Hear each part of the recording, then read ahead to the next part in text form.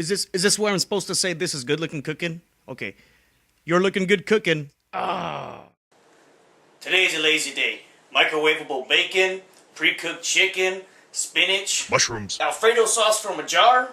What am I gonna make? Probably not lobster. Pizza. Let's get started with the dough. Add a half a teaspoon of instant yeast and a sprinkling of flour into half a cup of warm water and allow it to sit for 8 to 10 minutes. Once that has bloomed up nicely, add it to your 1 1/3 cup of flour. Add your half a teaspoon of salt and 1 teaspoon of olive oil. Give it a good mix.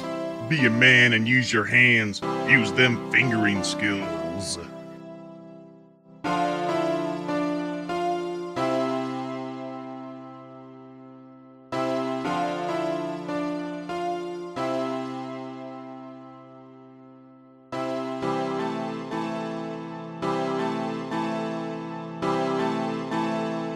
Once your dough starts to come together, just dump it out. Continue to work the flour and the rest of the dough together until you got yourself a nice dough ball. And keep in mind, this just isn't a thin crust pizza dough. You can even use it for calzones or breadsticks or cheese sticks. So do yourself a favor and know this dough.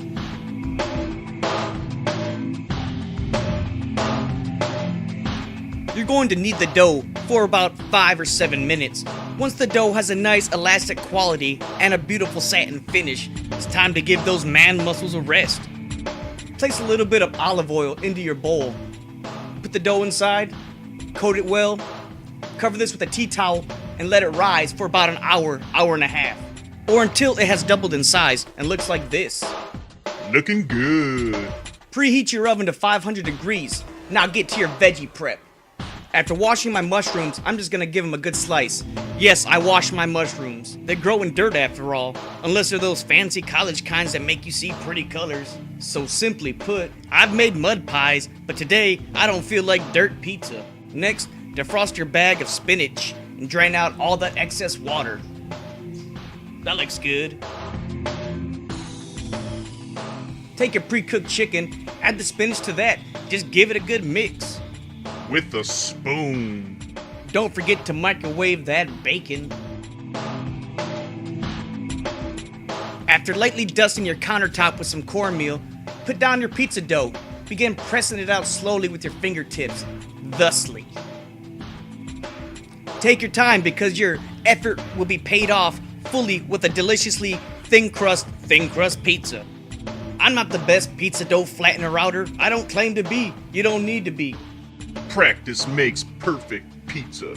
What can I say? I have an ugly technique, but it gets the job done like a grandma with no teeth giving a fellatio. That was inappropriate. But if you don't want to waste your time, just get yourself a rolling pin and roll it out. Keep on rolling until you got a little something that looks like this. Perfect pizza patty. All day thumbs. Dust your pan with a little cornmeal, add your dough, begin to top it with your sauce. Take it out to the edges, spread it out nice and creamy like. Next, you're gonna take your chicken mixture with the spinach, sprinkle it all generously over. Over the top, baby.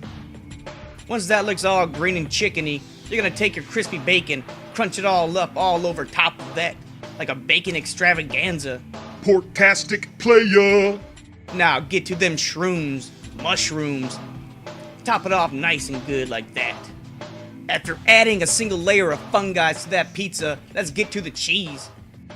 Take your mozzarella and sprinkle it generously over top. Lots of mozza. Now take it to the oven. I just placed my pizza on a pizza stone. Best investment ever, except my car. After all, I can't drive my pizza stone to work. Set your timer for 8 minutes, and you're ready to go. And 8 minutes later, and because we used a pizza stone, check out that crispy crust on the bottom. And just like that, thin crust pizza. Nice crunchy crust, nice cheesy cheese. Look at that spinach and mushroom. And bacon. That really makes me pleased. Glad you got to see me. That's one nice slice.